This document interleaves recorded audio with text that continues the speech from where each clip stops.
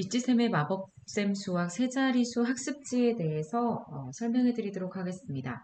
마법쌤 수학 세자리수는 수학 교과서 2학년 1학기 1단원 세자리수의 학습 내용을 세분화한 것입니다.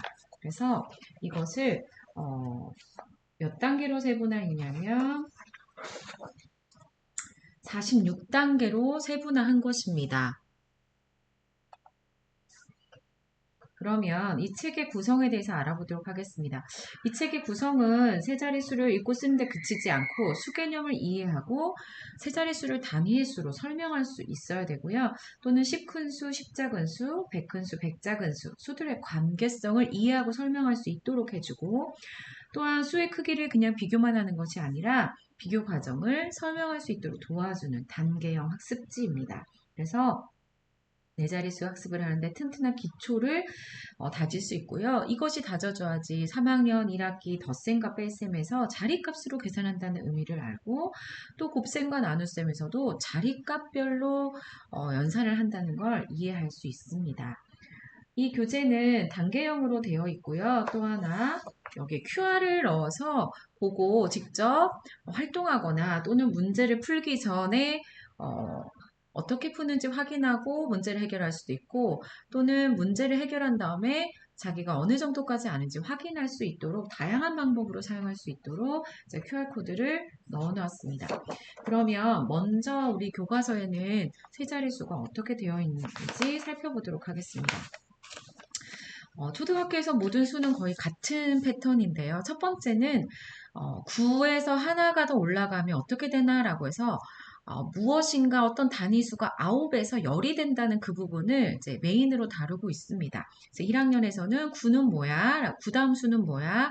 라고 배우는 것이고요.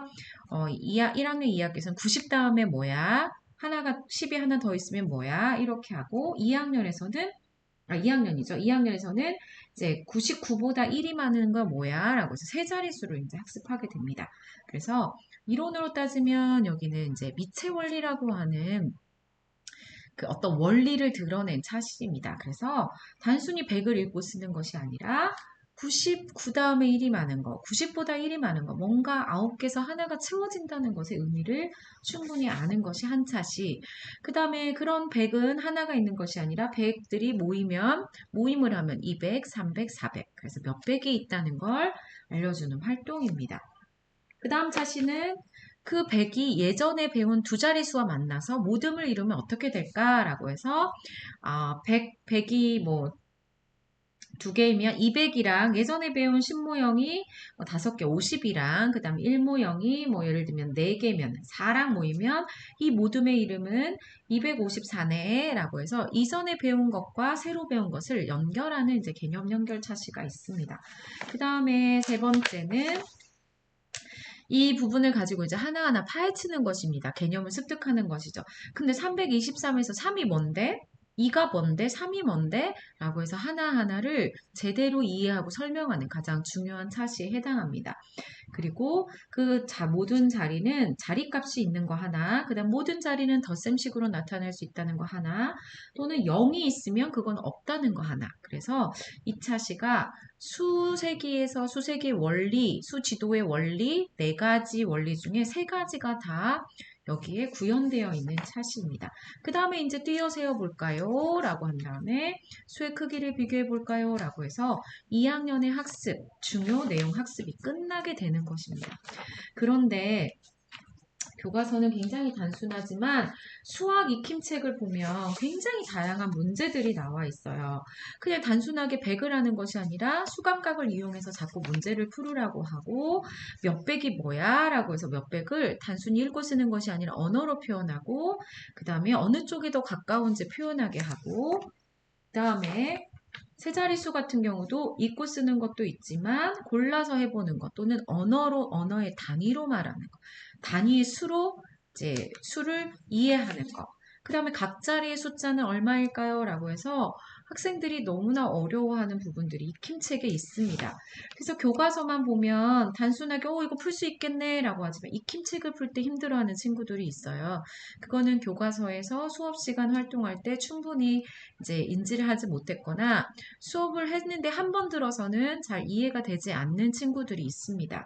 여기 같은 경우도 단순히 하나가 아니라 그 규칙을 찾아서 띄어세기 할 때 그 수감각을 가지고 할 수 있도록 이렇게 되어 있거든요. 그래서 이 교과서를 집중적으로 과제 세분화해서 이제 세 자릿수라고 하는 마법쌤 수학을 만들었습니다. 그래서 어떻게 과제 세분화되어 있는지 알아보도록 하겠습니다. 첫 번째 차시는 이제 2학년 때, 1학년 때 배운 거를 이제 복습하게 됩니다. 1학년 때 배운 것들이 2학년에 거의 다 같은 패턴이기 때문에 동일하게 사고 반복이 있거든요. 10이 하나일 때 뭐라 그랬지? 왜 그렇게 했지? 라고 해서 쓰고 읽는 거, 모델, 기호, 언어라고 하는 이 세 가지의 개념의 기본을 복습합니다. 그 다음에 이번에 같은 패턴으로 12, 10인수 알아보자 라고 해서 90에서 12 많으면 어떻게 될까? 뭐라고 쓸까? 라고 해서 100의 기본 의미 12, 10인수 이렇게 쓰고 이렇게 읽어요 라고 해서 100도 여러 가지로 10처럼 10이 몇 개인 거 또는 90보다 몇 개 많은 거 그 다음에 100이 하나인 99보다 1 큰 수라고 해서 100을 다양한 관점으로 수감각으로 이해할 수 있도록 하고요. 그 다음에 이제 스토리텔링으로 해서 100이라고 하는 감각을 이제 알려주는 것입니다. 이런 감각이 없으면 99보다 얼마 클까요? 라고 하면 10일 커요. 이런 아이들도 있다는 것입니다. 또 하나 이제 몇백 알아보기라고 하는 두 번째 차시는 몇백을 왜 이렇게 쓰는지 그냥 200이야 라고 하는 게 아니죠. 학생들이 보통 100이 2면 200 이렇게 쓴다고 생각하는 경우도 있습니다. 그래서 이 모델은 이렇게 보더라도 그게 어떻게 수가 약속이 되었는지를 한번 직접 조작 활동을 해보고 그걸 가지고 내가 직접 써보고 읽어보고 하는 천천히 단계를 밟았습니다. 그리고 세 자리수 알아보기라고 해서 우리 교과서에서는 딱 세 자리수 100이 있고 10이 있고 1이 있는 것으로 나와 있는 걸 보통으로 합니다. 자, 여기 다시 보시면 100이 있고 10이 있고 1이 있어요. 그런데 익히기 책에는 10이 없는 것이 있고요. 1이 없는 것이 있거든요. 그럴 경우 학생들은 굉장히 어려워합니다. 그래서 이 세 자릿수도 문제 유형으로 보면 세 가지가 존재하는 것입니다. 그래서 먼저 모델로 100이 있고 10이 있고 1이 모두 다 있는 것. 그래서 2학년 때 배운 거랑 1학년 때 배운 거랑 합하는 거. 아무도 결석하지 않는 수. 이런 것을 배웁니다. 그래서 조작 활동하고 그 다음에 123, 12, 6, 1이고 라고 해서 그림을 보고 자리값을 알고 써보는 단계. 그렇죠? 보통 책은 이 가운데 부분이 없습니다. 그래서 이걸 착각하는 아이들이 있어요. 369를 써도. 그래서 각각의 자리값이라는 개념을 충분히 직관적으로 드러내고 두 번째는 1이 없는 것도 있거든요. 그래서 세 자릿수에서도 0의 원리라고 해서 0이 있을 때 학생들이 가장 무서워합니다. 100이 있고 10이 있지만 1이 없는 경우도 있잖아. 편안하게 보고 그 다음에 이런 상황도 있을 수 있지 뭐 라고 해서 안심하고 충분히 보고 자리값 그 다음에 이제 한 번에 쓰기라고 하는 단계를 밟아주었습니다. 이번에는 학생들이 조금 더 어려워하는 100은 있는데 10이 없는 거. 괜찮아. 100이 있고 1이 있어. 그럼 어떻게 하지? 하고 자리값을 이렇게 겹쳐서 나타낼 수 있도록 하는 거. 수감각이 없는 친구들이 가장 어려워하는 세 자릿수의 부분입니다. 충분히 괜찮아. 천천히 봐. 100이 있고 1만 있네? 그럼 어떻게 할까? 이렇게 쓰면 되는 거야. 0이 있어도 돼. 라고 해서 천천히 이 과정을 모두 다 한번 매일매일 평가하는 것이 아니라 학습이라는 것이 천천히 이루어질수록 되어 있습니다. 또 하나, 이제 조금 더 자세히 해볼까? 235는 쓸 수 있지. 그런데 이제 그림을 안 보여주고 언어로만 말했을 때도 이 말을 알아듣는가를 또 봐야 됩니다. 그러니까 어떤 수가 있다면 동서남북에서 보고 위에서 보고 아래서 보고 이 모든 것들을 다 알아야지 수감각이 생겼다, 수감각이 형성됐다 이렇게 말할 수 있는 것입니다. 그래서 그림이 아니라 언어로 말로 봐도 다 그거 할 수 있어 라고 해서 말로 그다음에 수를 자리값으로 쓰고 위치적 기수법, 수를 기수하는, 기록하는 방법을 배웁니다. 그래서 한 번 더 연습을 하고요. 그 다음에 15 1의 자리 없는 것도 이것도 연습해야 되겠죠. 그 다음에 1 이렇게 한 번 더 연습합니다. 그 다음에 1의 자리만 있고 15자리 없는 것도 한번 15자리 0이 들어가 있는 것도 천천히 학습을 하게 됩니다. 그래서 이렇게 단계형으로. 그 다음 또 마지막에 이제 교과서에서 최종 원하는 게 이거거든요. 531이라고 하면 뭘 떠올려야 되나 또는 어떤 걸 알 수 있어야 되냐. 이거 100이 5개구나 10이 3개구나 1이 하나구나 를 떠올 수 있는 이런 사고의 패턴. 여기도 이런 사고의 패턴들이 천천히 연습이 되어야 합니다. 여기는 이제 15자리가 0인 거, 그렇죠? 여기는 1의 자리가 0인 거. 그 다음에 또 815라고 하면 얘를 또 설명할 수 있는 거. 손으로 짚어가면서 설명할 수 있는 단계. 그 다음에 이제 교과서에서 학생들이 가장 어려워하는 거. 자리값이 뭐야? 라고 묻는 거. 235는 이처럼 보이지. 내가 진짜 누구냐면 말이야. 200이야. 라고 하는 이 보여주는 재미있는 활동을 통해서 한글을 읽을 수 있으나 그게 도대체 무슨 말인지 모르는 학생들에게 보여줄 거. 이게 그 상황을 설명하는 거, 그 맥락을 설명하고 있다는 걸 천천히 봤을 때야 그 한글이라고 하는 것이 이해가 된다는 것입니다. 또 하나, 각 자리 값이 나타내는 값도 100의 자리가 다 있는 것도 한번 써봐야 되고요. 그 다음에 111이, 그 다음에 1의 자리가 없는 것도 놀래지 말고 써볼 수 있도록 단계형으로 해줘야 되고요. 그 다음에 15자리가 0인 것도 이렇게 0을 쓸 때와 쓰지 않아도 되는 거라고 해서 천천히 모든 걸 다 보여줬을 때 학생들이 답을 할 수 있다는 것입니다. 그래서 각 자리의 숫자가 몇일까요? 라는 것도 굉장히 다양하게 세분화될 수 있다는 거죠. 그러니까 문제 유형 하나하나마다 학생들은 천천히 볼 수 있는 기회를 갖는 것이 중요합니다. 이번엔 띄어세기도 2페이지로 되어 있지만 이 같은 경우 100씩 띄어세기 할 때 100씩 커졌을 때 무슨 변화가 일어나는지 천천히 확인하고 그 숫자에서도 200에서 300이면 100의 자리가 하나 커졌다는 거구나 라고 해서 천천히 생각하면서 이걸 음미할 기회를 줘야 합니다. 100씩 거꾸로 세기할 때도 어떻게 되는 건지 라고 해서 앞에서 해보고 그다음에 이제 10씩 띄어세기 할 때도 10씩 커진다는 게 무엇인지 확인하고 언어로 이해할 수 있도록 하고 그 다음에 920, 930이라고 했을 때 이 부분을 분석적으로 볼 수 있다는 것입니다. 10씩 거꾸로 떼기 함수도 연습하고 앞으로 거꾸로 그 다음에 1씩 띄어세기 한 것도 이렇게 수가 커지면 크기 비교할 때 굉장히 어려움을 호소하는 친구들이 있는데요. 그 학생들이 이걸 다 보려고 해요. 991, 992. 그런데 그게 아니라 뭐야 얘만 늘어나잖아. 1의 자리만 꼴딱꼴딱 변하잖아. 라고 하는 어떤 의미 있는 학습 경험을 통해서 아이고 여 끝에만 봐도 되네. 또는 누가 변했어. 변한 것만 찾으면 되네. 범인을 찾으면 되네. 라는 학습 경험을 통해서 이 큰 수도 빠르게 규칙을 찾아서 띄어세기 할 수 있도록 단계를 줄 필요가 있다는 것입니다. 그래서 이렇게 그 다음에 이걸 가지고 이제 마구잡이로 이게 이제 유창성을 기르는 것입니다. 나 다 알아. 어떤 한 수가 있으면 1큰수, 1작은수, 10큰수, 뭐 10큰수, 10작은수 이런 거 다 할 수 있어. 이게 유창해야지 사실은 다음 단계로 넘어갈 수 있습니다. 그래서 마지막에 수 띄어세기를 마음껏 한번 유창하게 할 수 있도록 하는 거죠.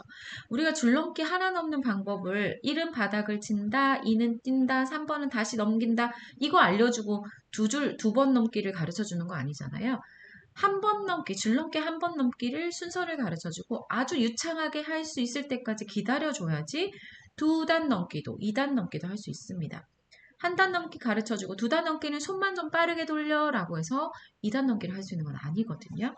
그래서 이런 식으로 단계형으로 천천히 숙성할 수 있도록 이렇게 천천히 단계형으로 해주는 것이 중요합니다. 그 다음에 이제는 수 크기 비교죠. 모든 수에서는 비교하기가 마지막입니다. 여기서도 432, 250이 있을 때 뭘부터 비교할 건지 손으로 짚어보게 하고요. 큰 자리값부터 비교한다는 걸 압니다. 2학년을 지도할 때 어떤 학생이 이거를 1대1로 지도합니다. 100하고 400하고 200하고 해서 400이 크고 30하고 50하고 해서 50이 크고 6하고 2하고 해서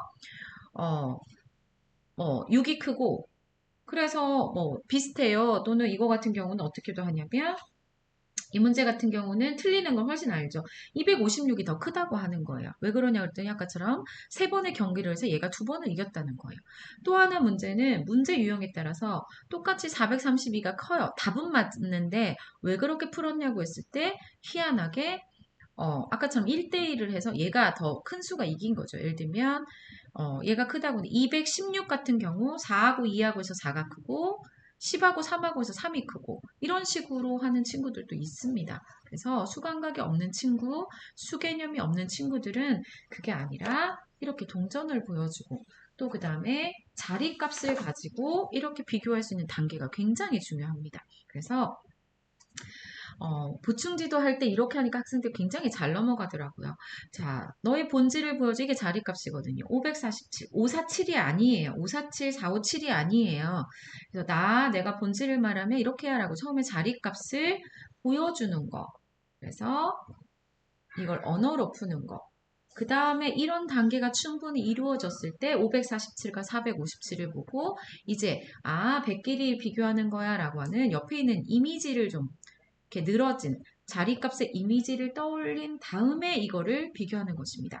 그래서 교과서에는 이 부분이 없기 때문에 이런 부분과 이런 부분이 없기 때문에 힘든 친구들이 있다는 거죠. 그래서 수감각과 수개념이 아주 뛰어나고 그런 친구들은 교과서로만도 되지만 그러지 않은 경우 좀 불안정하거나 또는 하기는 하는데 좀 느리다, 사고의 과정이 느리다라고 하면 이 유창성을 길러주기 위해서 이걸 보여주면 머릿속에서 이게 굉장히 빠르게 착착착착 사고가 진행이 되는 것입니다. 또 여기는 이제 100의 자리는 같고 10의 자리가 다른 경우도 똑같은 방법으로 한 번 더 다져주면 여기서도 굉장히 유창해지고요. 너무 재미있습니다. 그러니까 사고를 하는 그 재미를 느낄 수가 있는 것입니다. 그러니까 버퍼링이 일어나지 않고 나도 모르게 이게 탁탁탁탁탁 머릿속에서 이게 떠올라서 이 문제를 봐도 너무 쉽고 즐겁게 풀 수 있다는 거죠. 그래서 이렇게 총 46단계로 이렇게 되어 있습니다. 그래서 수학 2학년 1학기 1단원 세 자릿수를 예습하거나 미리 예습을 하고 싶거나 또는 학습했는데 좀 불안정하거나 조금 단단하게 수감각이나 수개념을 형성하고 싶을 때 세 자릿수 학습지, 단계형 학습지를 활용하면 조금 더 개념이 탄탄해질 수 있습니다.